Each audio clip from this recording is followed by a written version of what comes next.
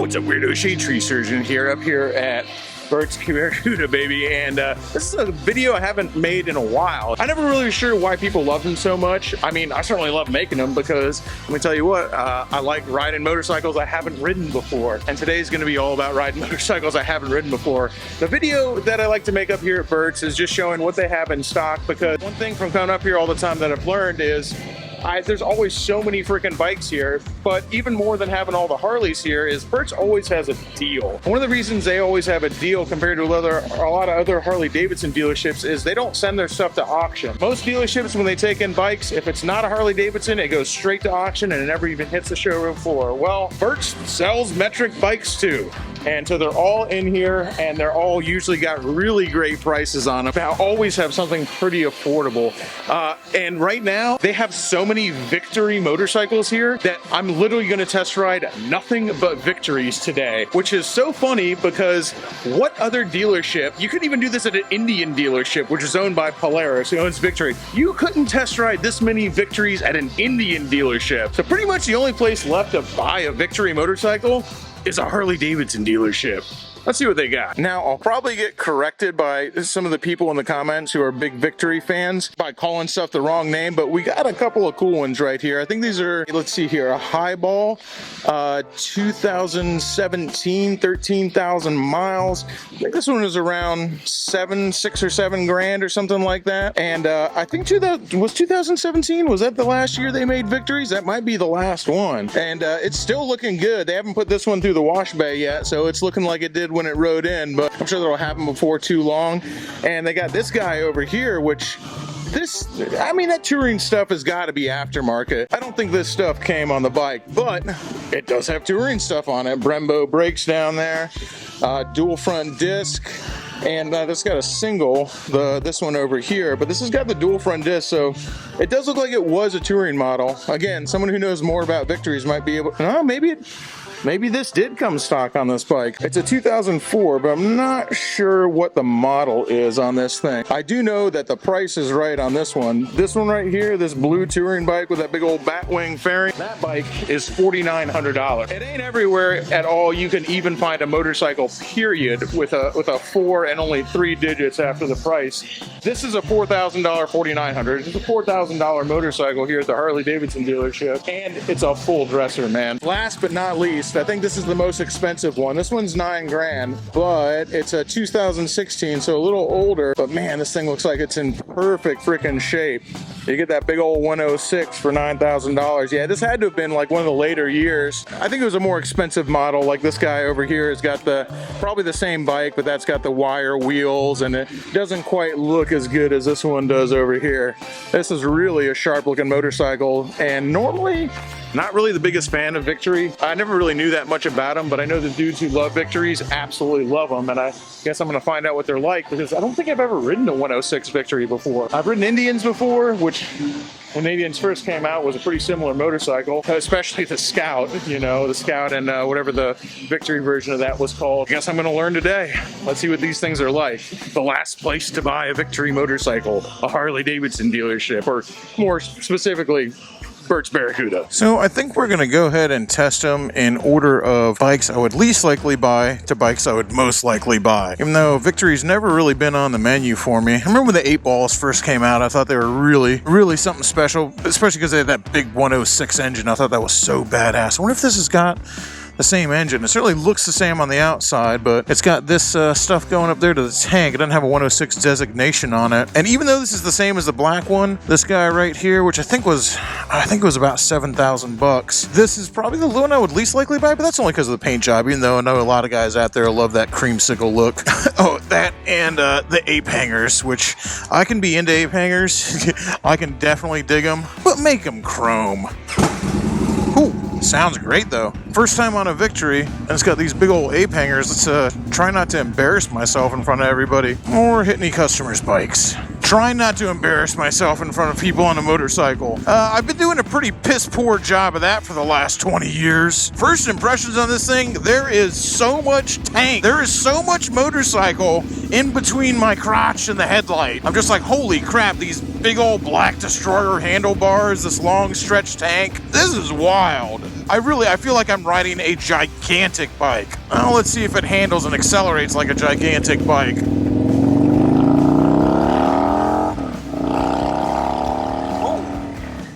That bike is fast.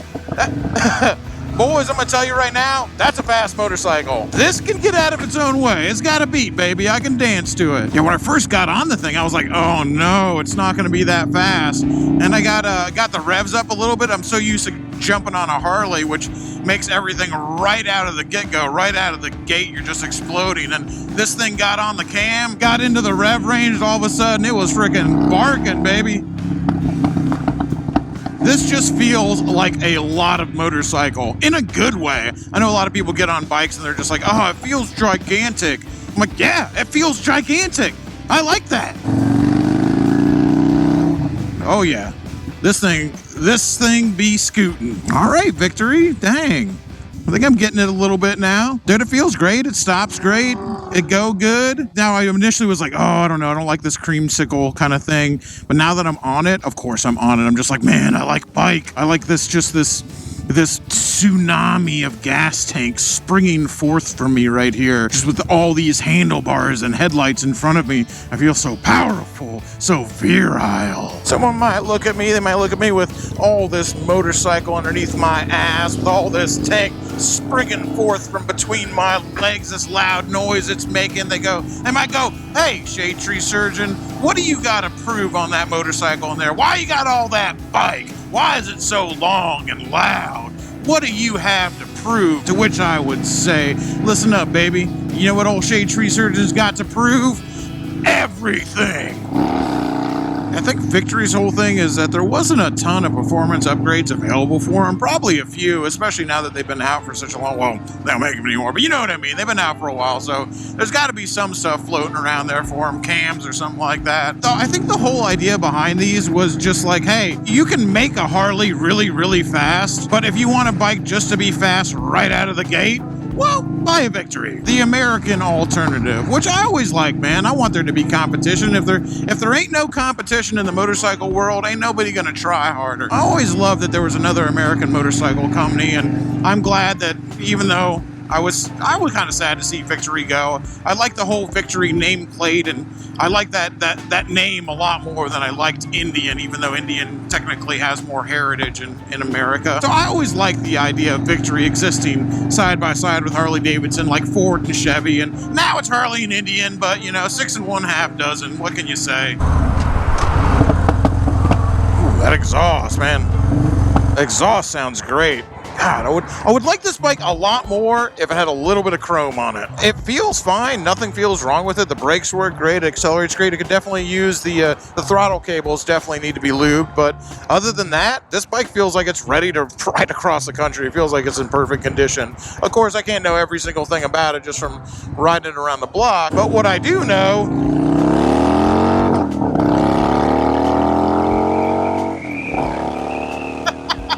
I do know it does that, and as I lose my mirror here, I like that a lot. I'll tell you, I was getting on this motorcycle without a whole lot of confidence, not in my riding ability, although I probably shouldn't have as much confidence in that as I do, but in me thinking I was going to like it. I thought I was really not going to like this motorcycle, but I do. It goes fast. It makes an awesome sound. I'm not crazy about the paint job, but I like the stance, I like the way I feel on it. It's comfortable. The ape hangers, even though they're these big black destroyers, you guys know I like chrome, they got a comfortable stance to them. They're not too high, even though they look insane. Just sitting on them, they don't feel too high, and they got a little bit of wiggle to them, but not that bad, probably because of the bushings in there. I'm sure you could trade them out for solid bushings, and you wouldn't have that problem at all. And man, if I bought this bike, honestly, I just lube those throttle cables because it feels like it's all it needs. I get rid of them goofy old turn signals clamped. I hate turn signals that are clamped onto the fork tubes like that. I just think it looks really cheesy on any bike. Some Harleys do it too. I get rid of those. because you don't need turn signals on a motorcycle. What do you need those for? And I probably just wouldn't do anything else. Maybe get some different mirrors, ones that go underneath the handlebars instead of above. But yeah, I just leave this thing alone, man. I think that was kind of the point of Victories, wasn't it? Is that you ride it around and you don't have to do nothing to it. It's just ready to rock and roll. Hell, man, since they don't make them anymore, you got yourself a classic. You can show up to the bike night with a discontinued brand, baby. You can be like, this is a relic, a modern dinosaur, the company that tried to take on Harley and said, I think we'll do it with Indian instead of Victory. But I know, guys, there's a lot of guys who are real loyal to this Victory line. Ooh, that's probably one of them right there. Those Victory Visions. I actually would love to have one of those. I know it's got the same motor, but it's just because of how wild it looks. The Victory Vision was just such an insane concept, an insane looking bike. Like if I had all the money in the world and all the room in the world to have any bike I wanted, I would 100% have a Victory Vision. It's a sharp looking Sportster right there. I dig it. And they got the tunes. I probably wouldn't want the tunes like that. I don't like the way those external speakers look like that, but that's just me. Oh, dang, they got 4 of them, dude. This dude's blasting.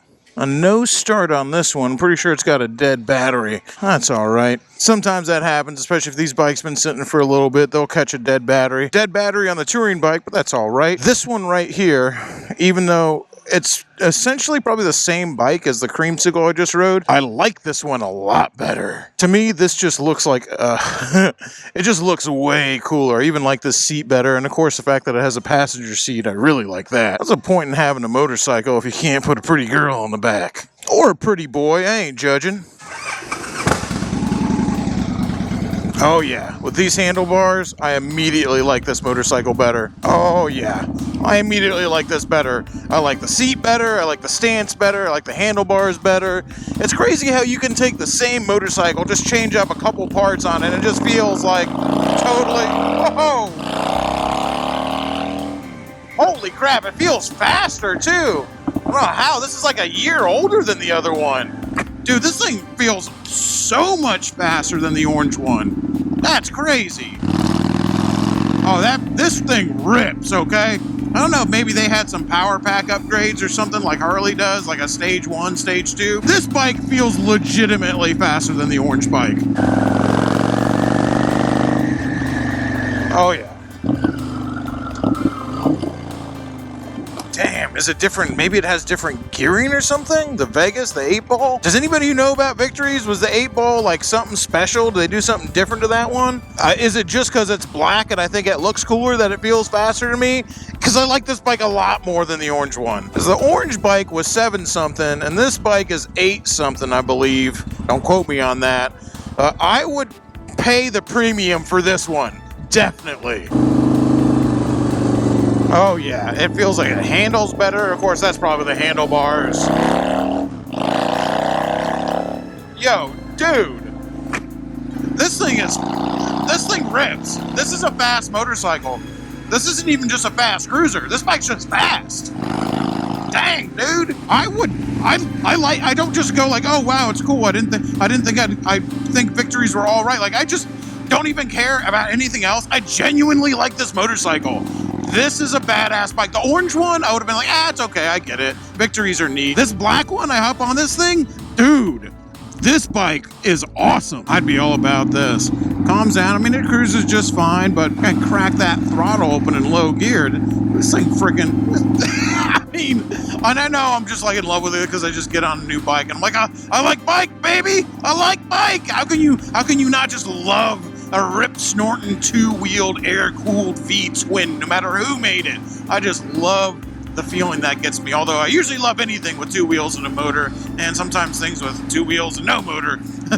I just like to have fun, and I like bike. But I really think there's something about this. Like, I think outside of any of the other ones I rode, or the only other one I rode, where I was kind of like, this is cool, I get why people like Victories. I'm just like, no, this is the one. This is it, baby. This 8-ball, I'm all about it.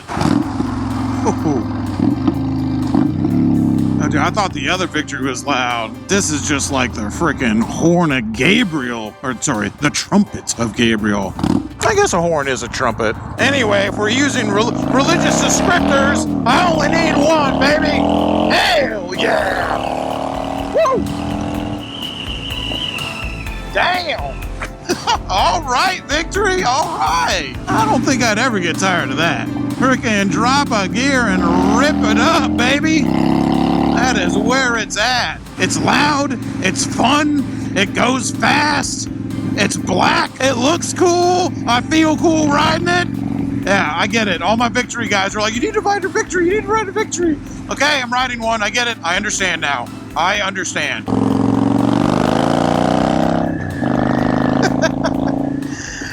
Might be black, but this thing with that exhaust is definitely not in stealth mode.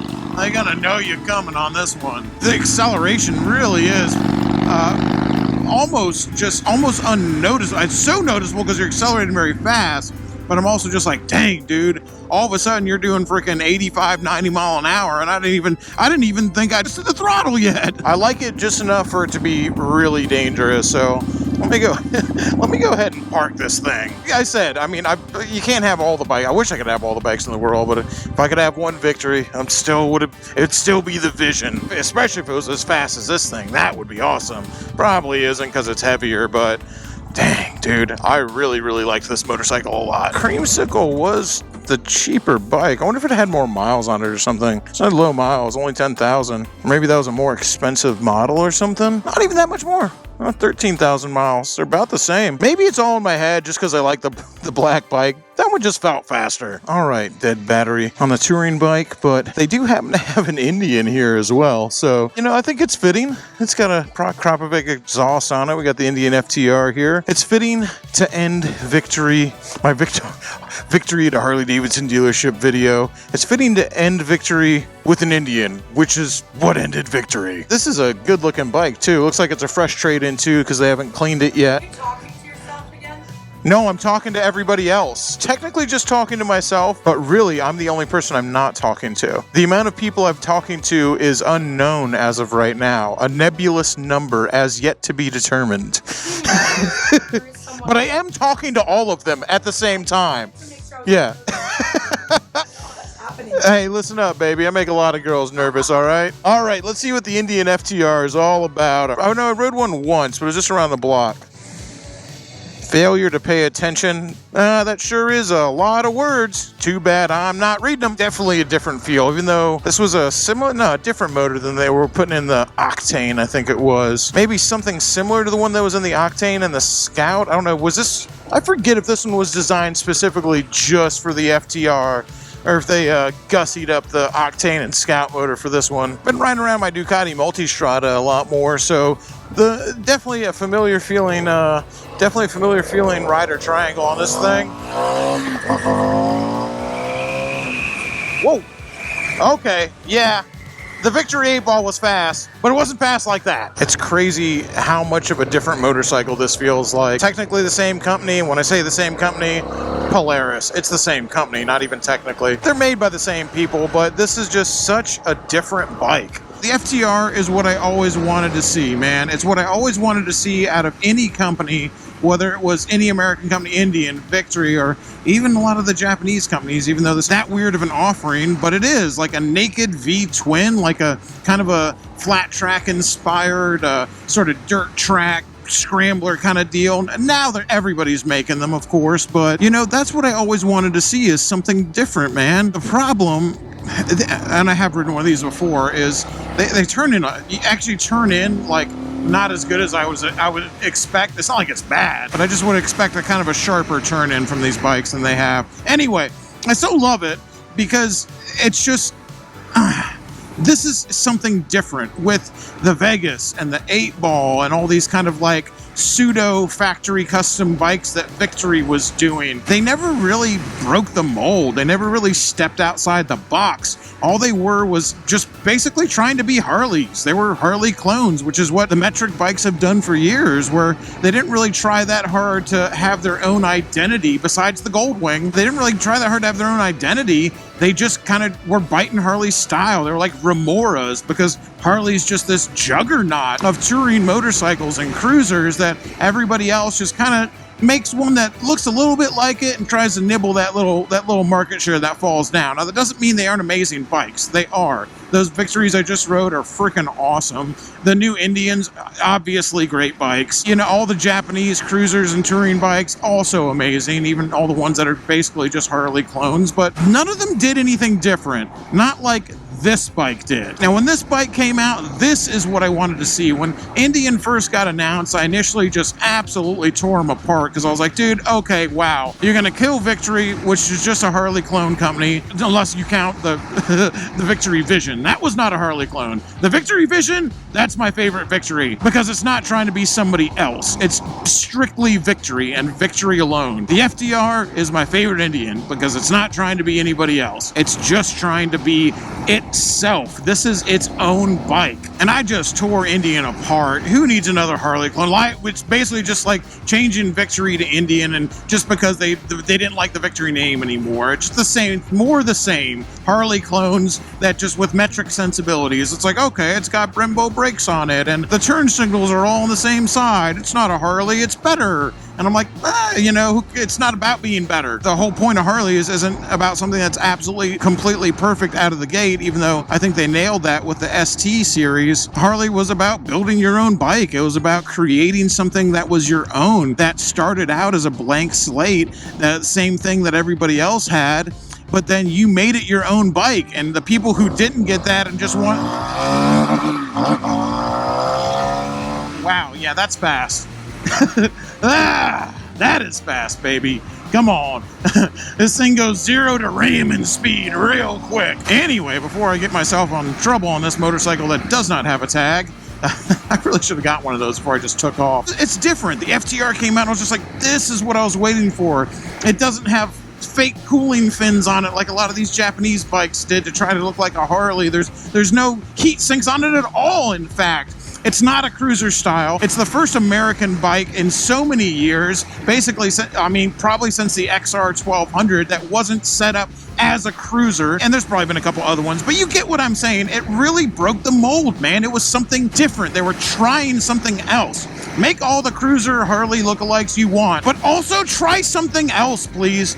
And this bike, for me, is what did it. That's what made me have a little more respect for Polaris. Now, what I'd really like to see out of this bike is something with longer travel suspension, a fairing, like kind of like a sport touring version on this platform. I think that would be amazing because, like I said, it just makes me think of my Ducati Multistrada. And if you just like made this rider triangle a little less aggressive, some risers to put you back a little bit, move these pegs down a little bit, put some bags on it and a fairing, you got an amazing sport touring machine. Take that same bike and put long travel suspension on it, and you've got whole like pseudo, like the Multistrada can technically go off-road. It's technically an ADV bike, but like, come on, you're basically just riding on gravel roads. But you could, with this platform right here, you could kill 2 birds with 1 stone, or 3 birds, I guess, because now that this segment exists that this bike is in, and other people are trying to make stuff similar, I would love to see like a kind of a sportier version of the Pan America. Oh yeah, that's right, the Harley Bronx. I really still hope that comes out. I know the Sportstress came out, but I'd love to see the Bronx come out, which is basically would have been like gone toe to toe with the Indian FTR. But, you know, wish in one hand, shit in the other, see which one fills up first. I didn't even bother to see how much this bike was. It's fairly new. I'm sure it's expensive. If you got to ask exactly how much it is. I mean, I don't know. I think, God, I gotta imagine if I was to guess, this is probably even used, got to be like a $15,000, $16,000 bike, but I don't know. I don't even know how much they go for new. It is very nice though. It sounds good. It's fast as hell. Like I said, it handles good. It just, the turn-in, I don't know why, the turn-in feels a little bit sluggish. Maybe that's just me. Maybe it's just my fat ass messing up the suspension. Who knows? The Indian in general, that's what killed Victory. But what really killed Victory for me is this bike right here, the Indian FTR. Because when Indian came out and they stopped making Victories, I was like, well, they didn't really kill Victory. They just rebadged it. It's an Indian now. Who cares? When this bike came out, that was so totally different from anything Victory had done. This bike killed Victory motorcycles. And they died a noble death, and their successor is something pretty special. This is a really special bike. One of the first American bikes to really break the mold from American manufacture and break out of that cruiser mold. And I love cruisers, don't get me wrong. I love them, man. I love my chrome. I love big, noisy, air-cooled V-twins. I love it. But I also love competition. I love people doing something different. And I love this bike.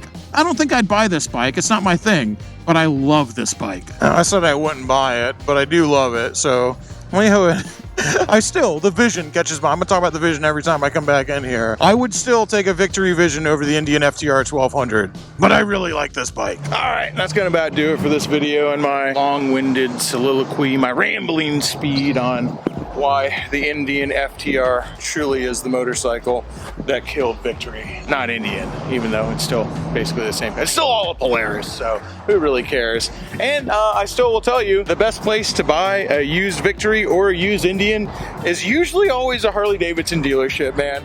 There is more Indians and Victories and stuff like that getting traded in at a Harley-Davidson dealership than there is getting traded in at an Indian or a Victory dealership. If you really want one, of course, it's got to be a place like Bert's Barracuda or Bert's Black Widow that actually keeps their non-Harley motorcycles, because some of them don't.